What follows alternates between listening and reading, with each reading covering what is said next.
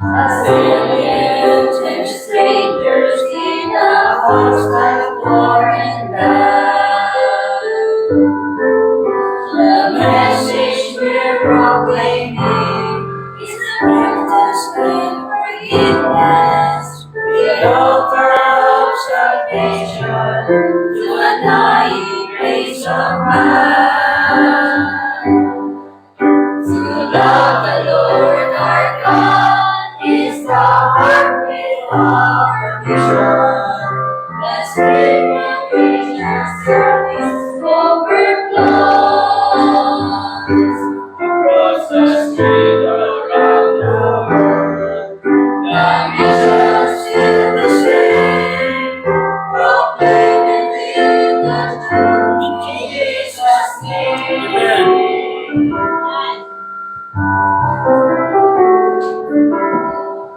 The candle is consumed by the passion of the flame.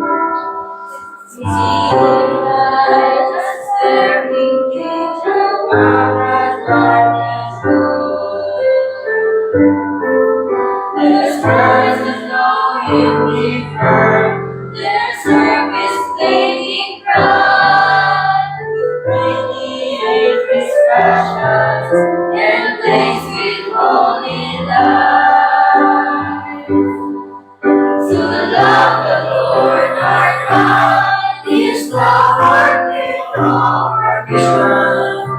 As strength from each our service overflows.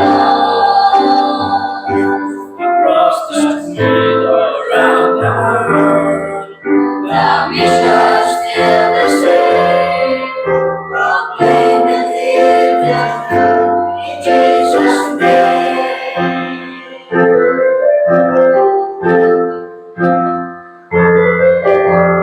Love the Lord our God is the heartbeat of our mission. The strength from which our service overflows. Across the street around the world, the mission's still the same. Proclaim and live the truth in Jesus' name. Love the Lord our God is the heartbeat of our mission. The strength from which our service overflows. Across the street around the world, the mission's still the same. Proclaim and live the truth in Jesus' name. Amen. To love the Lord our God is the heartbeat of our mission. To love the Lord our God is the heartbeat of our mission. Amen. Amen. To love the Lord our God is the heartbeat of our mission. Before Pastor Sip preached to us, Liberty Baptist Tabernacle special number, we sing.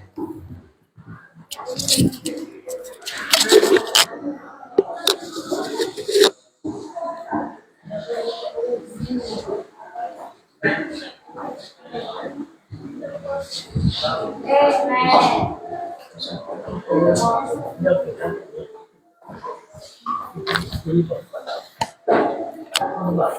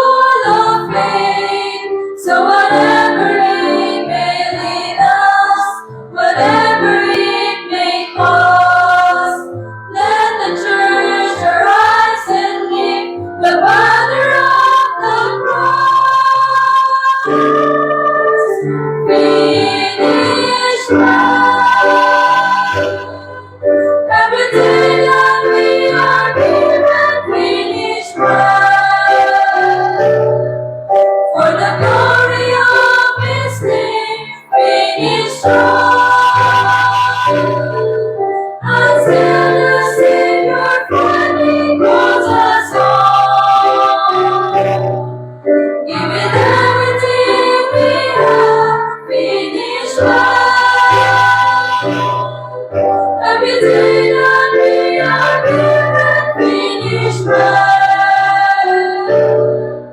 For the glory of His name, finish well.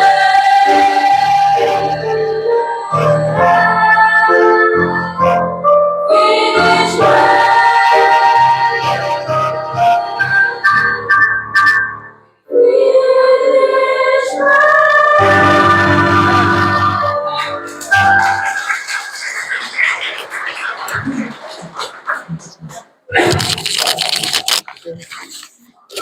Now, the man for the hour, Pastor Cyprian Lad Agpoon, Liberty Baptist Tabernacle Church.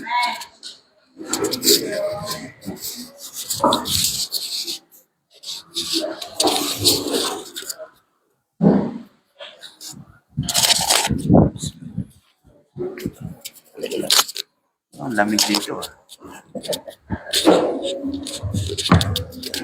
Isa ko po ito lalagay. Dito. Ay. Wala kasing ganito sa amin. Bumili nga kayo ng ganito. Okay, magandang hapon po at isa pong pribilehiyo na nakakabit lang pala ng aircon. Ako pala ninong ang unang mong bisita. Purihin po ang Panginoon at salamat po sa aking ninong na tunay na nagmamahal sa amin. Ano po, sa mga panahon kami dumaranas ng problema at dumaranas ng mga pagsubok. Una, Panginoon, pero andiyan sila po sa amin ang Ninang Banji. At nagsisharean silang ninang kung ano ba dapat gawin ng mga asawa ng pastor. Kaninang tanghali ay nagplano yung mga members aside doon last week na kasi yung birthday ng mami ko po is November 25. In-appreciate namin yung mga asawa ng pastor na wala halos nakaka-appreciate sa kanila sapagkat ang nakakalungkot sa mga eklesiya mas ang pastor lang ang mahal nila, nakakalimutan yung asawa. No, kaya nga sabi ni Pastor Abante, tayo mga pastor bilang asawa, pinapamper na tayo ng eklesiya, binibigay lahat ng kailangan natin. Kaya tayo namang pastor mismo ang magbigay sa kanila ng regalo. Amen ba mga misis ng pastor? Amen. Ano po? Tayo namang pastor ang magregalo sa kanila. Kaya nga po, sa ating pong mensahe, tayo pala rito mayo, Colossians chapter 3. Ito po may kinalaman, sabi po kasi ni Ninong, about sa mga young people. Akala ko katulad ng nakaraan na hiwala yung young people sa adults. Kaya yung aking mensahe is about for young people. Pero ito po ay pwedeng applicable naman sa lahat. Ang sabi po ng Colossians chapter 3, Colossians chapter 3,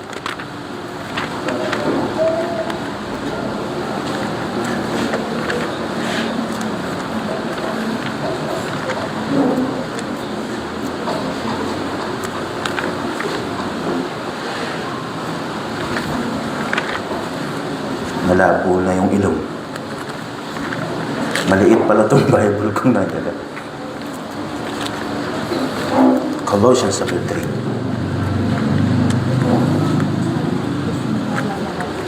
Ayan, Ninang. Ay, Ninang tuloy. Kala ko si maliit din. Nung buhat na nagpa-vaccine po ako, talagang ako po'y 20/20 vision, naging farsighted ako. Ayan, paso. Ang mga general na Biblia. Ano po? Colossians chapter 3. Basahin po natin verses 1 at basahin po natin hanggang verse number 5. If ye then be risen with Christ, seek those things which are above, where Christ sitteth on the right hand of God. Set your affections on things above, not on things on the earth. For ye are dead, and your life is hid with Christ in God. When Christ, who is our life, shall appear, then shall ye also appear with him in glory. Mortify therefore your members which are upon the earth, fornication, uncleanness, inordinate affection, evil concupiscence, and covetousness, which is idolatry, for which things sake the wrath of God cometh the children of disobedience. Manalangin po tayo. Dakilang Panginoon, aming Ama, salamat po sa iyong kabutihan. Salamat sa gawain na ito na maipahayag ang salita hamon sa mga makakapakinig. Pagindapating niyo po ako na tumayo sa likod ng pulpitong ito na walang huli tumayo kadaming mahal na Pastor Sigfred de Guzman. Kayo po magpala sa kanyang buhay, maging kay Ninang at sa kanyang buong family. I-bless niyo po ang church na ito. Kayo po ang manguna.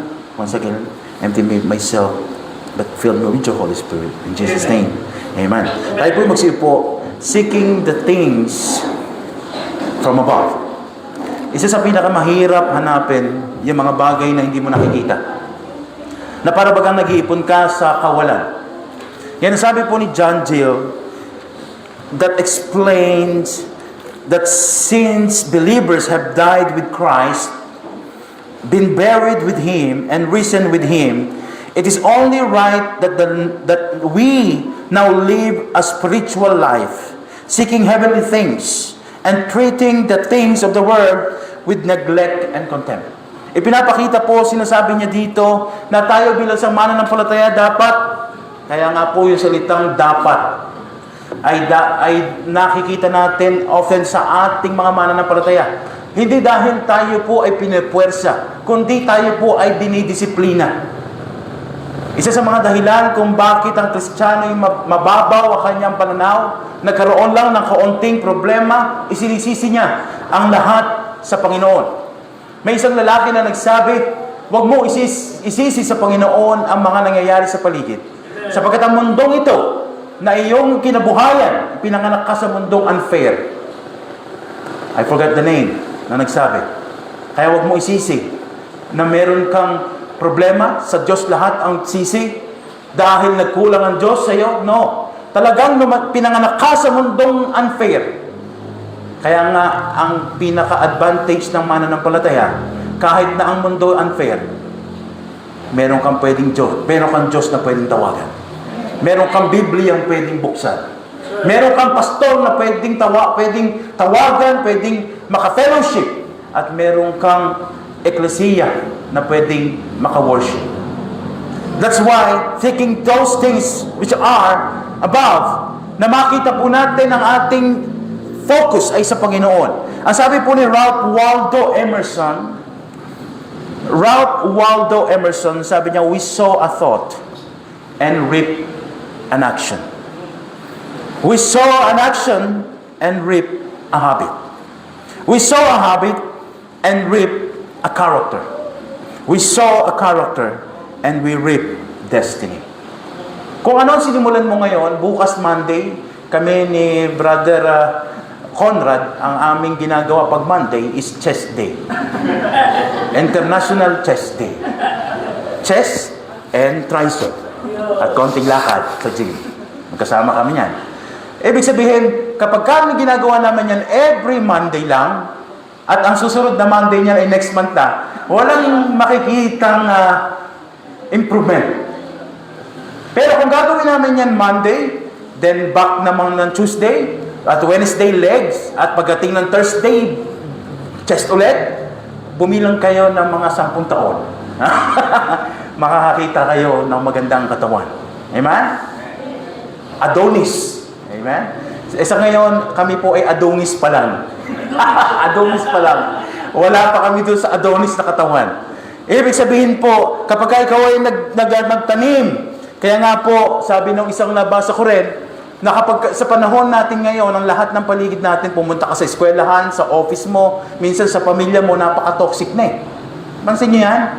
Sa jeep nga lang, may nagagalit pa eh. Sa bus, sa MRT, may nag-aaway, may nagsusuntukan. Aba ngayon, nagba-viral na. Kung hindi sa Jollibee, sa McDo, sa KFC, nagsusuntukan ng mga tao. Ayun ang sikat ngayon eh. Ibig sabihin, toxic na lahat ng bagay ngayon, lahat ng lugar, kahit saan ka magpunta, kahit sa social media. Toxic. Pero dapat, tayo mga mananampalataya, tayo yung makitaan ng mundong ito, na tayo ay kind. So kindness, so mercy, so grace. That's why, sabi niya po dito, na pag dumating yung panahon, yung Uncle Boy ko ay isang bodybuilder, for 45 years, siya po ay nagba-bodybuilding. Kaya pag nakita mo yung katawan niya, kilala ni Uncle, ni Ninong Fred yan, kilala ng marami dito, at siya po ay nag-iedad ng 60 plus. Pero yung kanyang lapad ng katawan niya, kasing lapad ko yung katawan niya, pero puro muscle. Ano po? Sapagkat yung kanyang piniling path ay yung kanyang pagpapaganda ng katawan. Pero sa atin, ang bawat mananampalataya, sinabi po dito, if ye then be risen with Christ, seek those things which are above. Kaya tayo mga young people, hindi kalugihan na unahin mo ang Panginoon. Meron kaming membro dito, nandito siya. Tumayo ka nga, Lois. Tayo ka, Lois. Tayo ka. Nakatayo na yan. Pero alam niyo po yung babaeng maliit na yan, magna cum laude yan. Dito po sa, sa ka ba nag-aral? BSU, Ninong. Magna cum laude. Sa po ngayon ay nagtratrabaho sa Toyota, sabi ko, ayos, meron na tayo mauutangan. Kaya kung meron kayong gustong bumili, may bala kayong bumili ng sasakyan, siya po ang kontakin nyo. Magna cum laude. Hindi ko niisip na gano'n. Yung nag-testimony kanina, actually, meron kaming CPA na lawyer na ngayon, si Atty. Jen. Pero sa mga young people kako nagsabi ko kasi gusto ko magkaroon tayo ng CPA, baka sakaling siya ang mauna. Ano po? Talagang dumaan din sila sa pagsubok ng Panginoon. Pero alam niyo po, tama yung sinabi niya, na wala akong ibang bukang bibig sa aming church is about cheerful giving. Cheerful giving. Ano niyo po ang cheerful giving? It's not about money. It's about the attitude and the lifestyle. Kapag ka naging cheerful giver ka, ang sabi ko nga kanina, meron kaming isang membro na tinanong ako, Pastor, pwede ko po bang ilagay yung aking offering na doon sa kabilang gawain sapagkat kailangan nila doon? Hindi ko masagot na oo o hindi, Ninong. Sapagkat ang pagbibigay ng salapi sa Panginoon ay ikaw ay magdidesisyon. Pag sinabi mong kailangan doon yon, you are outside of cheerful giving. Anong sinabi ng Bible? Sa 2 Corinthians chapter 9 verse 7, not grudgingly or of necessity. Ano po sabi diyan? So let him give.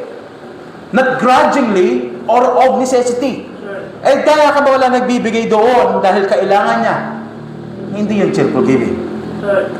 Ang tawag po doon, awa. Dahil ang cheerful giving, sabi ko nga, paano kung ang church natin kumikita, nagkakaroon na ng offering na 1 million a week.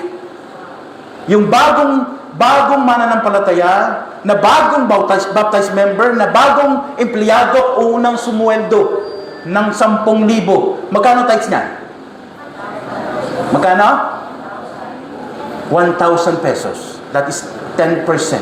Pag binigay mo yung 10% mo, 1,000 pesos, pag binigay niya ba yun at hindi niya binigay, mapapansin pa ba sa 1 milyon isang linggo? Hindi. So, hindi na siya magbibigay? No. Magbibigay pa rin siya. Bakit? Dahil mahal niya ang Panginoon. Kaya nga po sa amin, pinipreach namin yung honest tithing. Ano ibig sabihin ng honest tithing? Kapag ka sumweldo ka ng 10,000, pasensya na po, Ninong, nasingit ko lang po, Ninong, konti Pag sumweldo ka ng 10,000 dahil iyon yung kabuuan ng sweldo mo, hindi ikakaltas mo muna yung pambayad sa kuryente, pambayad sa internet, pambayad sa Shopee, na marami yung sa Shopee. Ang natira sa iyo ngayon, 500. Dahil mahal ko ang Panginoon, magta-tithes ako. Magkano ita-tithes mo sa 500? 50 pesos? That is not honest tithing. Matatandaan niyo po, ang tithes po, wala ka pang binigay. Dahil pera po ng Diyos yan. Proverbs chapter 3 verse 9. Pakitingnan po natin. Proverbs chapter 3 verse 9. Nasingit ko na po ito dahil nakita ko si Pastor Robert. Nag-preach kasi ako sa kanilang cheerful giving. Honor the Lord with thy substance. Ano yung kabuhayan na meron ka? Sino dito sa inyo estudyante? Pakitaas ang kamay.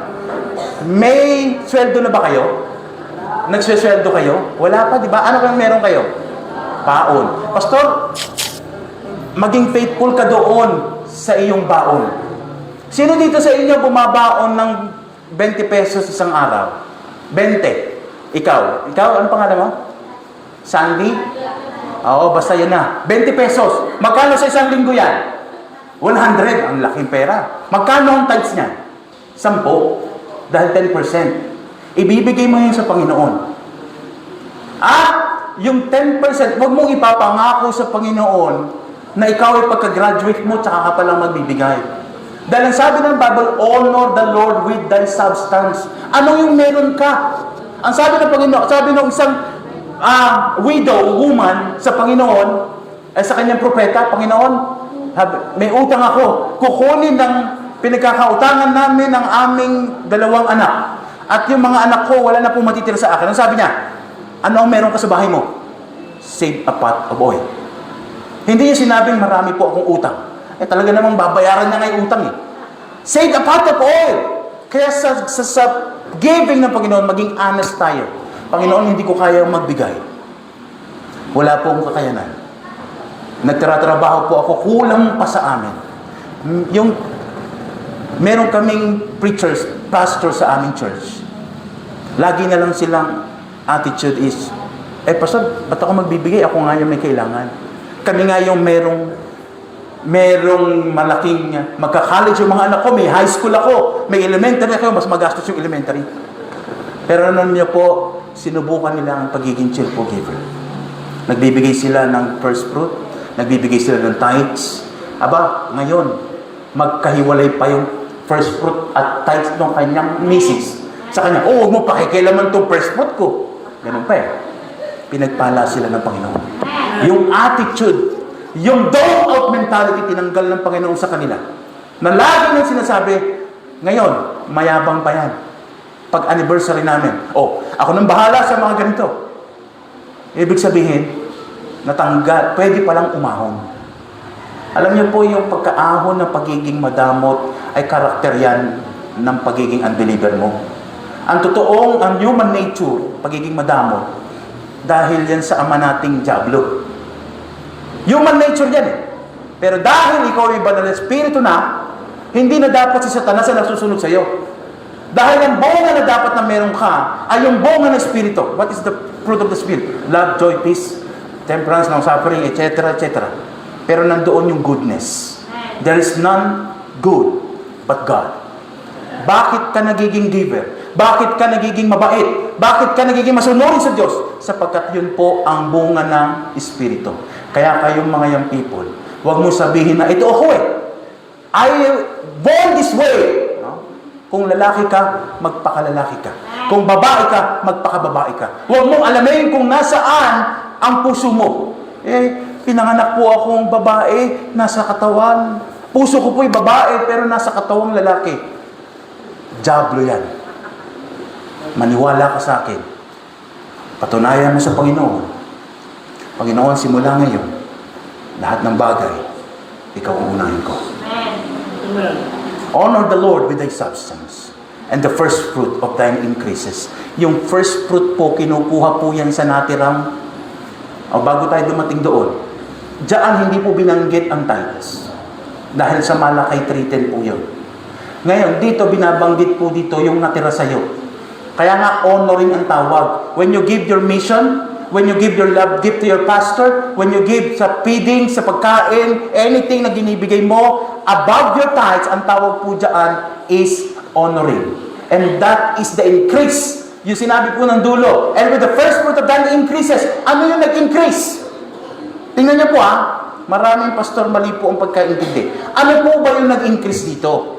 Hindi po yung sweldo ang nag-increase. Ang nag-increase po dyan, yung verse number 5. Ayaw na, tingnan po natin, verse 5. Ano yung nag-increase? Yung trust. Yung faith. Trust in the Lord with all thine heart, and lean not unto thine own understanding. Hindi mo maintindihan eh. Kanina, in-explain ko kay, gusto ng daddy niya, ibigay niya 2 first fruit. Sabi ko, hindi po. Ganun po, in-explain ko. Kaya nag-session kami kanina ng first fruit ng cheerful giving. Kami tatlo, yung tatay niya, siya, at ako. Kaya po sa aming church, sabi ko, Pastor, bakit di mo i-preach yung cheerful giving, Pastor? Walang pera ang membro namin, mahihirap lang, magsasaka lang. Alam niyo po, meron akong kilalang church, Ninong, ganito din. Sa atin, dito nga sa atin, marami ng bahay eh. Pero sa kanila, talagang bukid. Pero alam niyo po, ang kanilang building ngayon is 7 palapag na. Magsasaka din ang mga membro. Hindi totoong walang pera. Ang totoo, hindi maayos ang puso. Ang matotoo, ayaw matuto. That's why sinasabi po ng ating, nasa linya pa rin po tayo ng mensahe, na sinasabi dito, verse number 2, set your affections on things above, not on things on the earth. Kaya nga po, nung nakaraang bagyo, ang sinabi po doon, meron dong isang bahay na 3 palapag na umabot ng 25 million.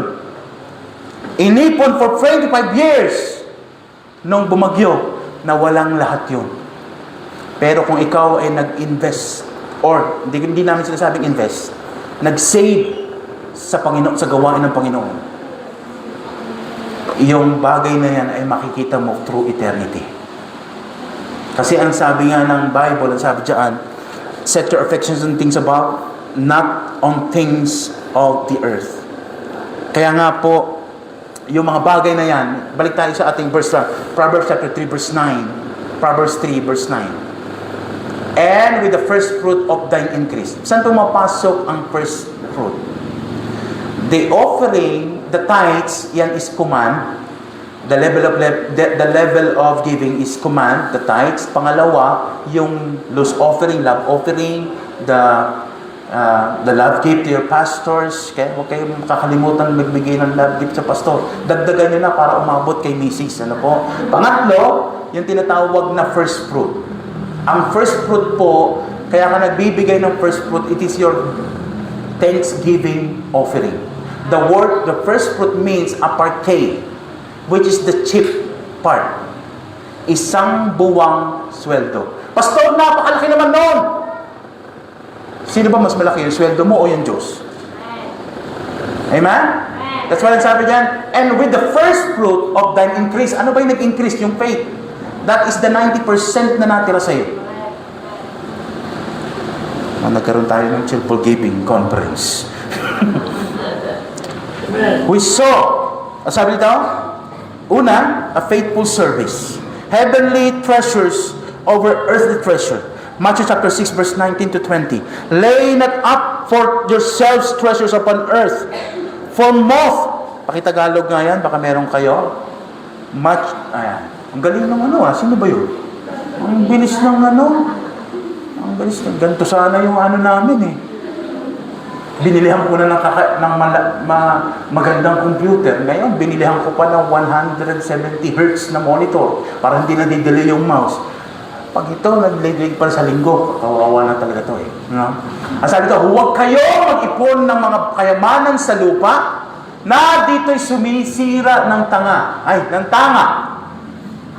At ang kalawa. At dito'y nahuhukay at nagsisipagnakaw ang mga magnanakaw. Verse 20. Kundi mga tipon kayo ng mga kayamanan sa langit. Amen? Na doon hindi sumisira kahit ang tanga, kahit ang kalawang, at doon hindi nanghuhukay at hindi nagsisipagnakaw ang mga magnanakaw. Ibig sabihin, kapag nagbigay ka sa Panginoon, nagbigay ka ng treasure, at tandaan po natin, ang binibigay natin is not just the money. The time, the talent, and treasure. 3 bagay na dapat niyong ibigay sa Panginoon. Kung kayo yung people, wala pa kayong treasure, kung ano yung meron ka. Huwag mo ipapangako, sinasabi ko kanina, na pag ako naging engineer, katulad ni brother, pag siya daw yung kauna-unahang milyonaryo. Amen? Binibigay ko nino yung inaalagaan ko numero eh.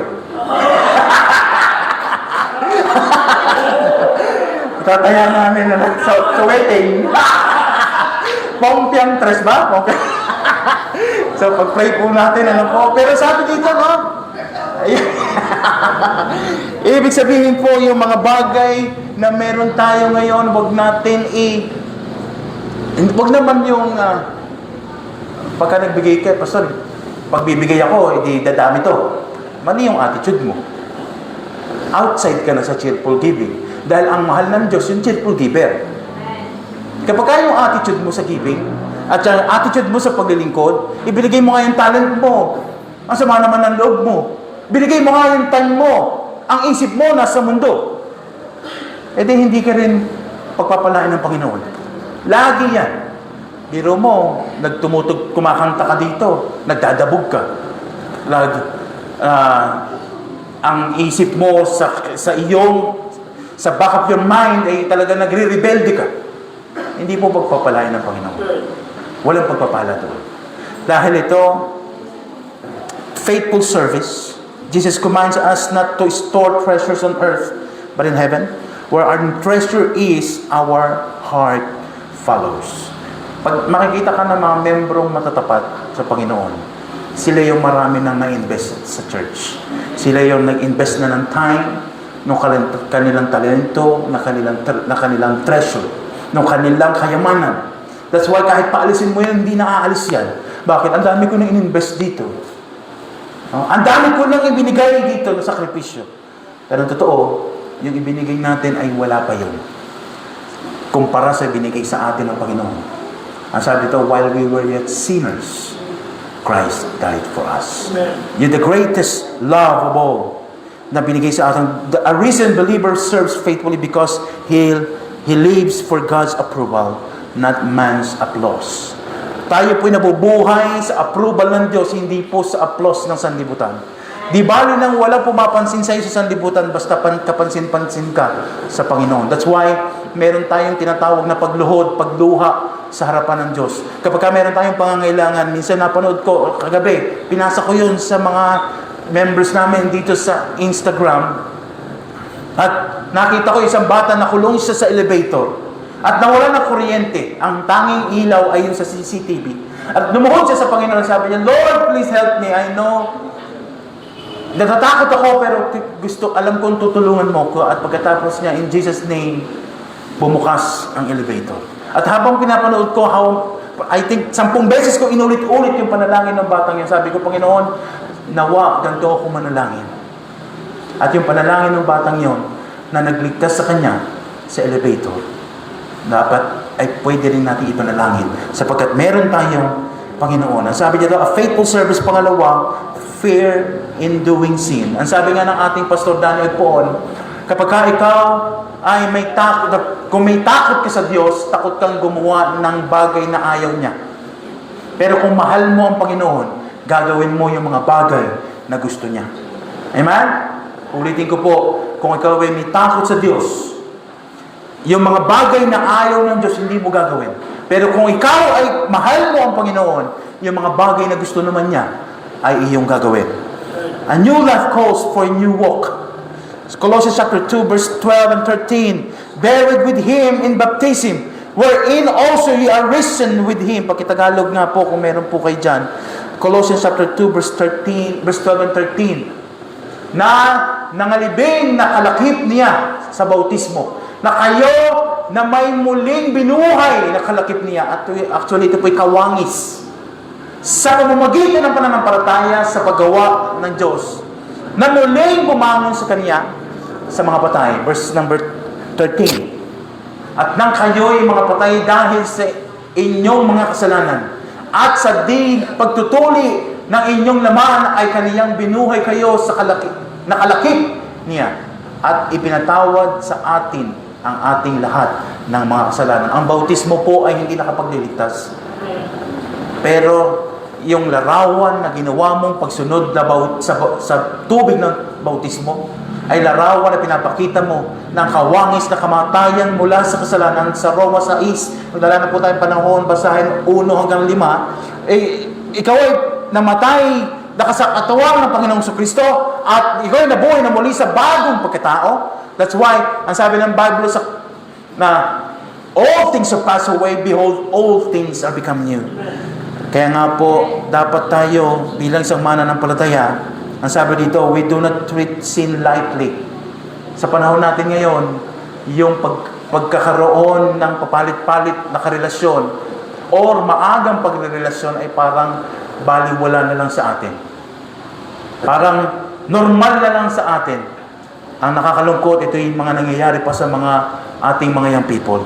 That's why, tayo mga young people, i-challenge mo niyo yung sarili na ikaw ay manatiling pure. Ako po ay nag-asawa 33. Nagka-girlfriend ako ng legal. Meron pang legal, illegal. May unang girlfriend ko po ang aking asawa ngayon. At sa edad na 33, tsaka ako kinasal. Yung iba sa atin, 8 taon, 10 taon, pag-ibig na ang problema. Sa akin, nung ako'y 12 taon, ang gusto kong mangyari, ako'y maging super science. At gusto ko magkaroon ng ray gun ni Eugene. At gusto ko maging disipulo. Master Jeremiah. Ano? Alam niyo namin. Yun lang ang pangarap namin eh. Pero alam niyo po, mga kabataan ngayon, masyado ng advance.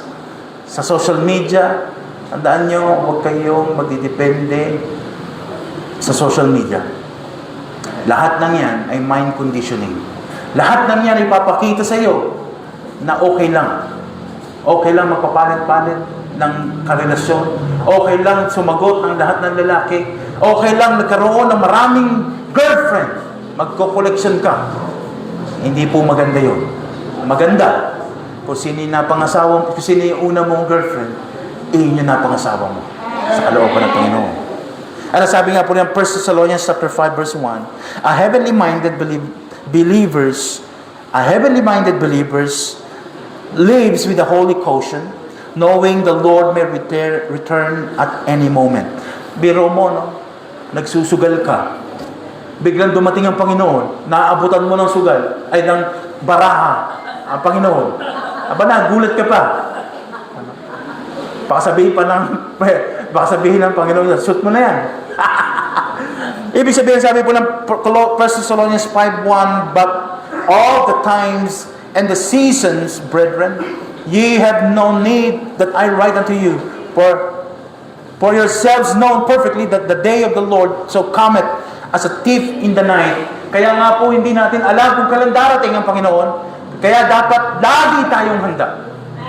Kaya nga po ang tema namin sa aming church this coming December anniversary, 42nd anniversary, is about our hindi nyo na alam. Ako nga din, di ko maalala. Our wonderful Savior is faithful and true. Amen? Totoong napakatapat ng Panginoon sa atin. Bagaman tayo maraming pagkukulang. We do not know the exact times and season kung kailan darating ang Panginoon. This uncertainty should produce not carelessness, but carefulness, a fear to sin and desire to be found faithful. Ang dapat makita natin sa mga young people ngayon, yung desire nila na matagpuan sila ng Panginoon na tapat sa kanilang paglilingkod. Pangatlong bagay, sa huling bagay, a fully surrendered life to Christ. Amen? A fully surrendered life to Christ. Not my will, but thine be done. Na sinabi po ng Panginoon sa Luke chapter 22, verse 42 to 43, saying, Father, if thou be willing, remove this cup from me. Nevertheless, not my will, but thine be done. Ibig sabihin, yung kalooban ng Panginoon, ultimo ang Panginoon sa Kristo, kahit ayaw niyang tanggapin yung cup of sorrow na yon, ginawa niya yon dahil sa pagsunod sa kalooban ng Panginoon. Galatians chapter 2 verse 20. Galatians chapter 2 verse 20. I am crucified with Christ. Pakitagalog po. Ako'y napako sa krus na kasama ni Kristo.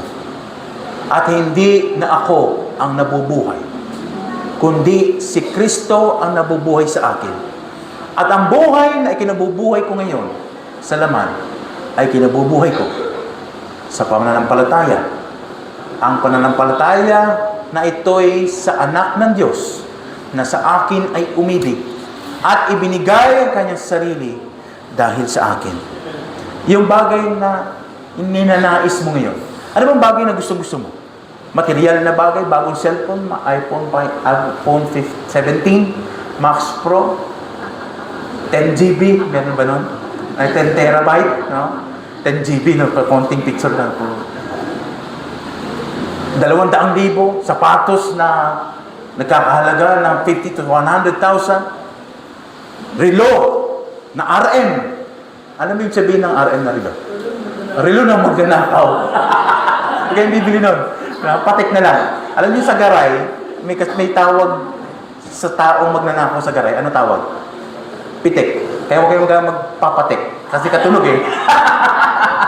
Ibig sabihin po, a fully surrendered life ang dapat nating gawin bilang isang mananampalataya, maintindihan natin na tayo mayroong isang persona na namatay para sa akin. Tapos ipagpapalit ko sa kaunting kaligayahan. May isang persona na minahal ako kahit kilala niya ako. While we were yet sinners, Christ died for us. Na sa akin ay umibig at ibinigay ang kanyang sarili dahil sa akin. That's why sabi ko, I am crucified with Christ. Sinasabi niya, hindi na ako mabubuhay sa mundong ito sapagkat si Kristo na ang nabubuhay para sa akin. A surrendered life is a spirit-filled life. If we live in the Spirit, we must also walk in the Spirit. Kaya nga po, ang isang mananampalataya ay lumalakad hindi sa nakikita ng kanyang mata, kundi lumalakad sa pananampalataya. For we walk by faith and not by sight. In conclusion, to be risen with Christ means faithful service, investing in eternal treasures. Tandaan natin, maaaring wala kang kayamanan dito. Pero kung inuna mo si Kristo, magugulat ka. Yung larawan may nakita akong isang illustration. Yung larawan ng eternity at larawan ng 100 years ay kakapiraso. Let's say, nabuhay ka for 100 years. Ginawa mo lahat, na-accomplish mo lahat ng gusto mo. Pero wala kang itinalaga na panahon para kay Kristo. I-spend mo yung kakapirasong 100 years for eternity. Kahit ikutin mo pa itong kable ng buong room na ito, ganoon kahaba ang eternity. Compare mo sa 100 years. Eh, ang problema sa atin, baka hindi ka pa umabot ng 60. Mamatay ka na. Saka si cellphone mo. Puyat ka na. Biro mo, alas 3 ng madaling araw, hindi ka naman nagugutom. Dahil nakikinig, nanonood, ang dami mo pang papanoorin ng alas 3. Mukbang pa ang inugal mo. Paglabas mo, sabi mo, ang paalam mo doon sa iyong kasama sa kama, ikaw ay mag-CCR lang. Ihilang ako, ihilang ako. Pagdating mo sa loob, ang tagal naman nun. Paglabas mo doon, nagsasangag ka na. Ang pagkain mo, sinangag, pansit canton, may itlog. UTI, kinano. Ibig sabihin po, ang buhay Kristiyano na i-spend mo, sabi dito, only one life, soon it will pass. Only what's done for Christ will last. Amen? Only one life. Faithful service, fear in doing sin, living carefully. Kaya po kailangan natin ng salita ng Panginoon. Sinabi niyo doon, let us walk circumspectly. Let us walk circumspectly, living a carefully and holy life. And panghuli po, fully surrender. Walking in the Spirit and submitting to God's will. At ang hamon po sa ating ngayong hapon, unahan natin ang Panginoon. But seek ye first the kingdom of God and His righteousness. And all these things shall be added unto you. Tayo po natin tumay tayo na langin. Nakilang Panginoon, salamat po sa iyong kabutihan, sa opportunity na makapagpahayag ng salita. Sa pangalan ng Jesus. Amen.